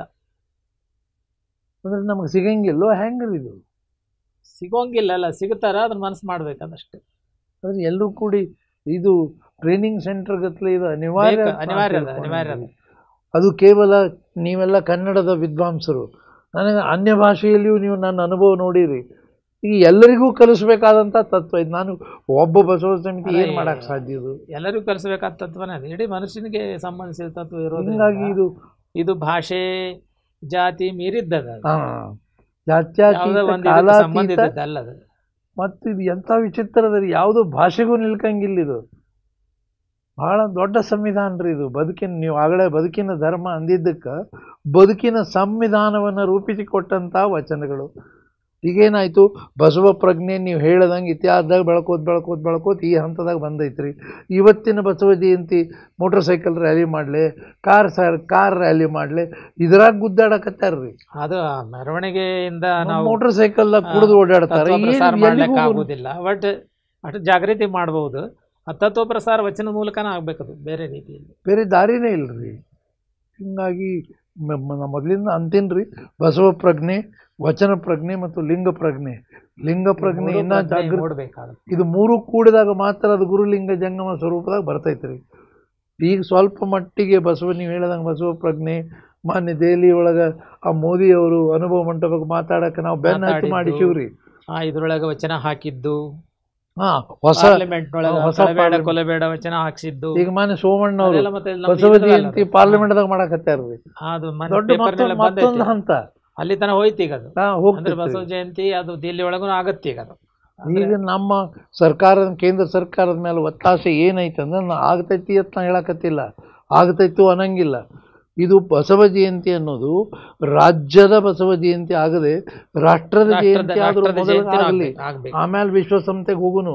ಒಂದೊಂದು ಹಂತವಾಗಿ ಹೋಗ್ಬೇಕಲ್ರಿ. ಇದ್ದಕ್ಕಿದ್ದಂಗೆ ನಾವು ವಿಶ್ವಗುರು ಅದು ಹೋಗ್ತಕ್ಕಂಥ ಜವಾಬ್ದಾರಿ ಐತೆ. ಹೀಗಾಗಿ ಇವತ್ತಿನ ಚಿಂತನೆಗಳನ್ನು ಅಣ್ಣವರು ನಮ್ಮ ಮಾಡಲ್ಲ. ಇದೇನು ಇವತ್ತು ಈ ಅಂದ್ರೆ ವಚನ ಸಾಹಿತ್ಯವನ್ನ ಮತ್ತು ಶರಣರ ಇರುವಿಕೆಯನ್ನ ಏನು ಅಲುಗಳಿಲಿಕ್ಕೆ ಅಥವಾ ಅದನ್ನ ಹತ್ತಿಕ್ಕಲಿಕ್ಕೆ ಪ್ರಯತ್ನ ಮಾಡ್ಲಿಕ್ಕೆ ಭಾಳ ಮಾಡಕತ್ತಾರ. ಅದು ವಚನ ದರ್ಶನ ಅನ್ನುವಂಥ ಪುಸ್ತಕ ಇರ್ಬೋದು. ಆಮೇಲೆ ಅನುಭವ ಮಂಟಪದ ಬಗೆಗೆ ಮಾತಾಡಿದಂಥ ಏನು ಪತ್ರಿಕಾ ಹೇಳಿಕೆಗಳು ಮಾತಾಡಿದಂಥವ್ರು ಇರ್ಬೋದು. ಅವ್ರ ಹೆಸರು ಹೇಳಿ ನಾವು ಪ್ರಚಾರ ಮಾಡೋದು ಬೇಡ ಅಂತ ನನಗನ್ನಿಸುತ್ತೆ. ನಾವು ಪ್ರಚಾರ ಮಾಡ್ಲಿಕ್ಕತ್ತೀವಲ್ಲ, ಅದು ಬೇಡ ಅನಿಸ್ತು. ಅದಕ್ಕೆ ಪ್ರತಿಕ್ರಿಯೆಯಾಗಿ ಬೇಕಾದ ಪುಸ್ತಕನೂ ಬಂತು. ಬನ್ನಿ, ವಚನ ತಥ್ಯ ಮಿಥ್ಯ ಅಂತನ್ನುವಂಥ ಪುಸ್ತಕ ಅದು ಬಂತು. ನಿಮ್ಮ ಮೂಲಕನೇ ಇದು ಬಂತಲ್ರಿ, ಶರಣ ಸಂಸ್ಥೆ ಬಸವಣ್ಣ ನಾವು ನಾಯಕ ಧಾರವಾಡ ವಿಶ್ವವಿದ್ಯಾಲಯ. ಅಲ್ಲಿಂದ ನಾವು ಅದಕ್ಕೊಂದು ಉಪನ್ಯಾಸ ವಿಚಾರ ಸಂಕಿರಣ ಮಾಡಿ ಅದೊಂದು ಪುಸ್ತಕ. ಈಗ ಸರ್ಕಾರ ಇವತ್ತಿಂದ ನಾಳೆ ಅದು 30ನೇ ತಾರೀಕಿಗೆ ಒಂದು ಪುಸ್ತಕ ಬಿಡುಗಡೆ ಆಗುತ್ತೆ. ವಿಶ್ವಗುರು ಬಸವಣ್ಣ ಕರ್ನಾಟಕ ಸಾಂಸ್ಕೃತಿಕ ನಾಯಕ ಅನ್ನುವಂಥ ಪುಸ್ತಕನೂ ಒಂದು 100 ಪುಟದ ಪ್ರಕಟ ಮಾಡಲಿಕ್ಕೂ ಅದ್ರಾಗ ಅವತ್ತು ಬಿಡುಗಡೆ ಆಗ್ತದೆ. ಇದಕ್ಕೆ ಕಾರಣ ಅದೇ ಮೊದಲೇ ಹೇಳಿದ್ನಲ್ಲ, ಇದಕ್ಕೆ ಕಾರಣ ಏನು ಅಂತಂದ್ರೆ ಇದು ಬೆಳಿಲಿಕ್ಕೆ ಹತ್ತಿದ್ದು, ಇದು ಹೆಚ್ಚು ಪ್ರಚಾರ ಆಗ್ಲಿಕ್ಕೆ ಹತ್ತಿದ್ದನ್ನು ನೋಡಿ ಸಹಿಸಲಾರದಂಥ ಜನ ಇದನ್ನೆಲ್ಲ ಮಾಡ್ಲಿಕ್ಕೆ ಹತ್ತಿದಾರ. ಒಂದು ಮಾತು ಹೇಳಿದ್ವಲ್ಲ, ಅದು ಏನೇ ಮಾಡಿದ್ರು ಕೂಡ ಅದು ತನ್ನ ಜೀವಂತಿಕೆಯನ್ನು ಕಳ್ಕೊಳ್ಳೋದಿಲ್ಲ. ಸ್ಥಾವರ ಹೇಳಿದ್ರು ಎಂದು ಇದು ಸ್ಥಾವರ ಆಗಂಗಿಲ್ಲ. ಇದೇನು ಸ್ಥಾವರ ಆಗ್ಲಿಕ್ಕೆ ಸ್ಥಾವರ ಮಾಡ್ಲಿಕ್ಕೆ ಅಂತ ಪ್ರಯತ್ನ ಮಾಡ್ಲಿಕ್ಕೆ ಅನುಭವ ಮಂಟಪದ ವಿಚಾರದ ಇಲ್ಲ ಅನುಭವ ಮಂಟಪದ ವಿಚಾರ ಭಾಳ ವರ್ಷದ ಹಿಂದೆನೇ ಕಪಟರಾಳ್ ಕೃಷ್ಣರಾವ್ ಹೇಳಿದ್ರು. ಅದೇ ಮಾತನ್ನ ಮತ್ತೆ ಇವರು ರಿಪೀಟ್ ಮಾಡ್ಲಿಕ್ಕಾಗ್ತಿಲ್ಲ. ಎಷ್ಟೇ ಅದಕ್ಕಿಂತ ಏನು ಹೊಸ ಹೇಳಕ್ಕಾಗ್ತಿಲ್ಲ. ಉತ್ತಂಗಿ ಚೆನ್ನಪ್ಪನವರು ಅವತ್ತೇನೆ ಅನುಭವ ಮಂಟಪದ ಐತಿಹಾಸಿಕತೆ ಅನ್ನುವಂಥ ಪುಸ್ತಕ ಬರೆದು ಅವ್ರು ಬಾಯಿ ಮುಚ್ಚಿಸಿದ್ರು. ಈಗ ಬಸವ ಪಥದೊಳಗೆ ಈ ತಿಂಗಳದಾಗ ಅದನ್ನು ಪೂರ್ಣ ಲೇಖನ ಹಾಕಿವ್ರಿ, ಎಲ್ರಿಗೂ ಗೊತ್ತಾಗಲಿ.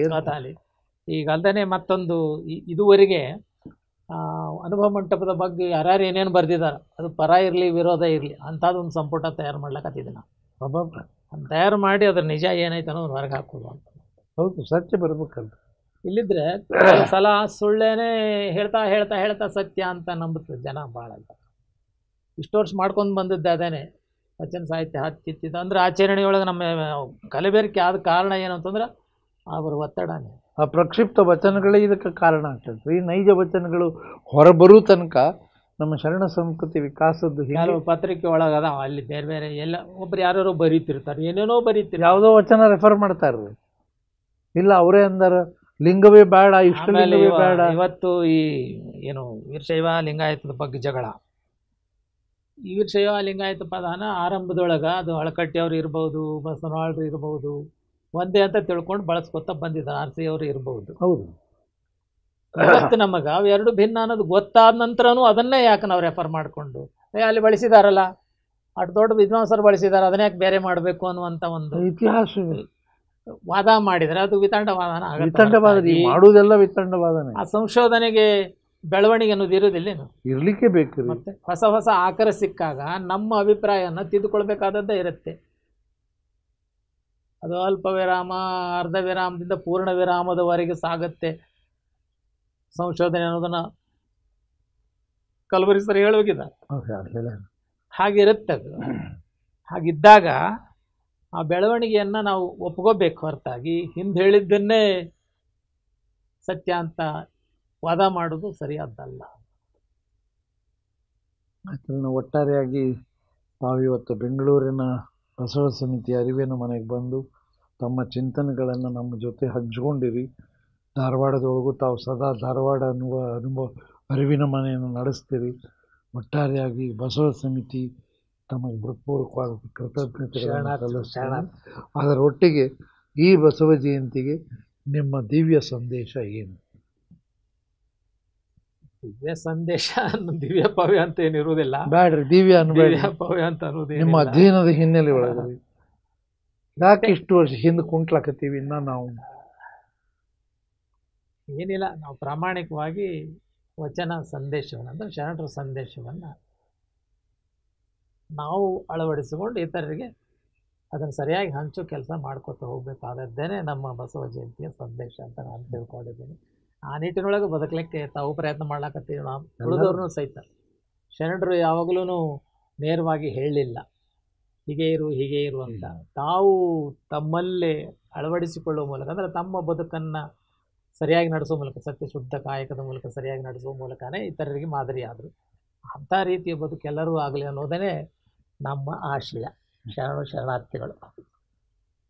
ಶರಣಾರ್ಥಿ. ಮತ್ತೆ ಅರಿವಿನ ಮನೆಯಲ್ಲಿ ಮುಂದೆ ಇಂಥ ಚಿಂತನೆಗಳನ್ನು, ವಿಶೇಷವಾಗಿ ನಿಜಾಚರಣೆಯನ್ನು ಇನ್ನಷ್ಟು ಚರ್ಚೆಗೆ ಒಳಪಡಿಸ್ತೇವೆ. ಹಾಗೆ ನಮ್ಮ ಅಣ್ಣವರಿಂದ ನೈಜ ವಚನಗಳ ಅದು ಪ್ರಕ್ಷಿಪ್ತ ವಚನಗಳನ್ನು ತೆಗೆದುಹಾಕಿ ಶುದ್ಧ ವಚನಗಳ ಗ್ರಂಥ ಬರಲಿ, ಆದಷ್ಟು ಬೇಗ ಬರಲಿ, ನಮ್ಮ ಮನೆಗಳಿಗೆ ಅದು ಮುಟ್ಲಿ ಅನ್ನೋ ಒಂದು ನೆಲೆಯಲ್ಲಿ ತಮ್ಮೆಲ್ಲರಿಗೂ ಕೂಡ ಬಸವ ಜಯಂತಿಯ ಶುಭಾಶಯ.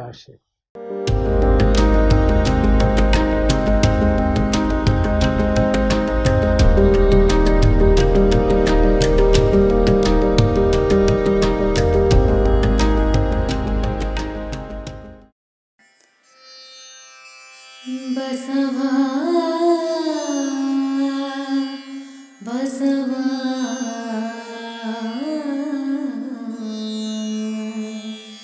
ಬಸವಾ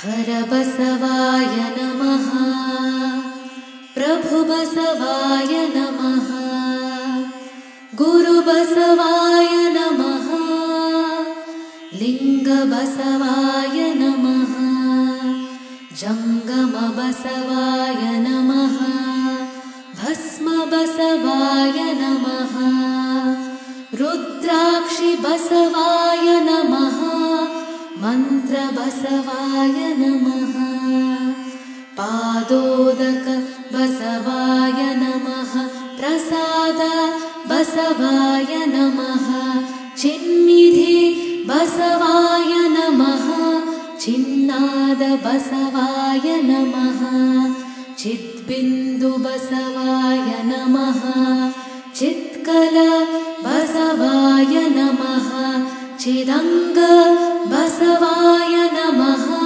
ನಿಷ್ಪ್ರಪಂಚ ಬಸವಾಯ ನಮಃ, ನಿರಂಜನ ಬಸವಾಯ ನಮಃ, ನಿರ್ಗುಣ ಬಸವಾಯ ನಮಃ, नित्यतृप्त बसवाय नमः अकार बसवाय नमः उकार बसवाय नमः मकार बसवाय नमः नकार बसवाय नमः मकार बसवाय नमः शिकार बसवाय नमः वकार बसवाय नमः यकार बसवाय नमः ओंकार बसवाय नमः ह्रींकार बसवाय नमः संगमेश्वर बसवाय नमः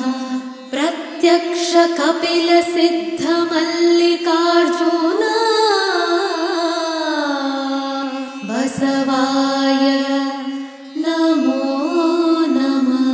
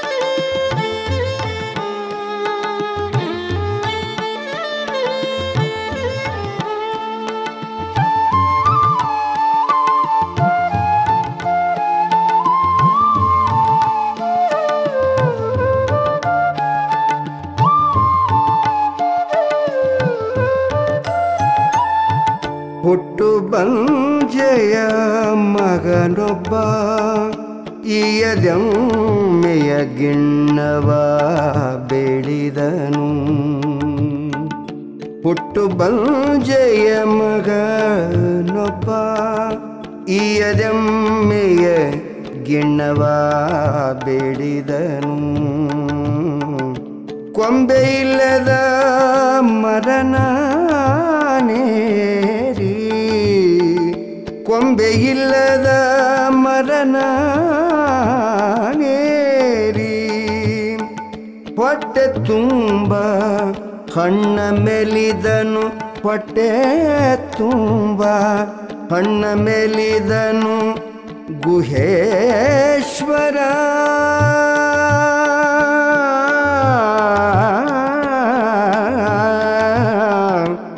ಗುಹೇಶ್ವರ ಇಳಿಯಂದಡೆ ಅಳುತ್ತೈದಾನೆ.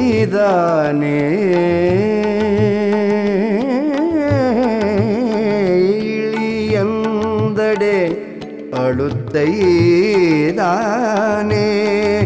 ಅಳುತ್ತೈದಾನೆ.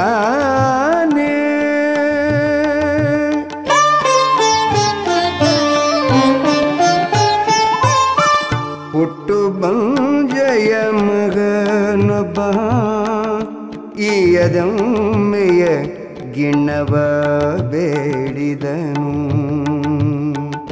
ಹುಟ್ಟು ಬಂಜೆಯ ಮಗನೊಬ್ಬ ಈಯದಮ್ಮೆಯ ಗಿಣ್ಣವ ಬೇಡಿದನು. ಹುಟ್ಟು ಬಂಜೆಯ ಹುಟ್ಟು ಬಂಜೆಯ ಹುಟ್ಟು ಬಂಜೆಯ ಮಗನೊಬ್ಬ